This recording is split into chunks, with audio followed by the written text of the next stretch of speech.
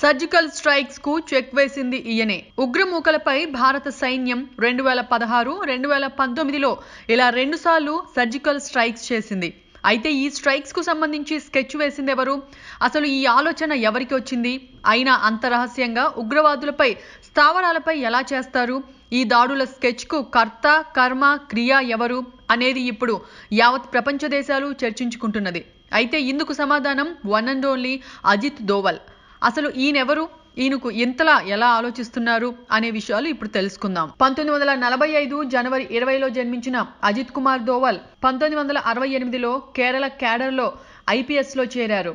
IPS భారత నిఘా, శాంతి భద్రతల అధికారిగా పనిచేశారు. ఈయన సేవలను మెచ్చిన మోదీ ప్రభుత్వం 2014 మే 30 నుంచి 5న జాతీయ భద్రతా సలహాదారుగా నియమించడం జరిగింది. 1990లో ఉగ్రవాదులు పేట్రేగుతున్న సమయంలో దోవల్ కశ్మీర్లో గూఢచారిగా అడుగుపెట్టారు.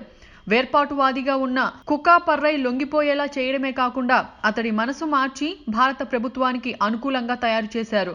అలా క్షేత్రస్థాయిలో తానుగా లేదంటే ఏజెంట్ల ద్వారా సమాచారం సేకరించడం, దాన్ని భద్రతా దళాలకు చేరవేసి విద్రోహ శక్తుల్ని కోలుకోలేని దెబ్బ కొట్టడం దోవల్కు వెనతో పెట్టిన విద్య. ఈయన నియామకం అనంతరం అప్పుడప్పుడే most wanted underworld don Dawood Ibrahim తన స్థావరాన్ని కరాచీ నుంచి పాక్ ఆఫ్ఘన్ సరిహద్దుల్లోకి మార్చుకున్నాడని చెబుతుంటారు.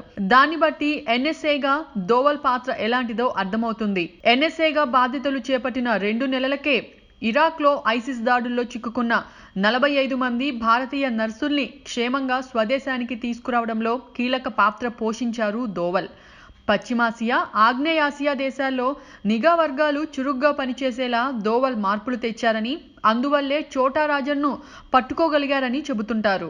ఉరీ తీవ్రవాద దుశ్చర్య తర్వాత ఫస్ట్ టైం భారత దళాలు నియంత్రణ రేఖను దాటి పాక్ ఆక్రమిత కశ్మీర్లోని ఉగ్రవాద స్థావరాలపై మెరుపు దాడులను విజయవంతంగా జరిపిన సంగతి తెలిసిందే. 2016 ఫస్ట్ సర్జికల్ స్ట్రైక్స్ జరిగాయి.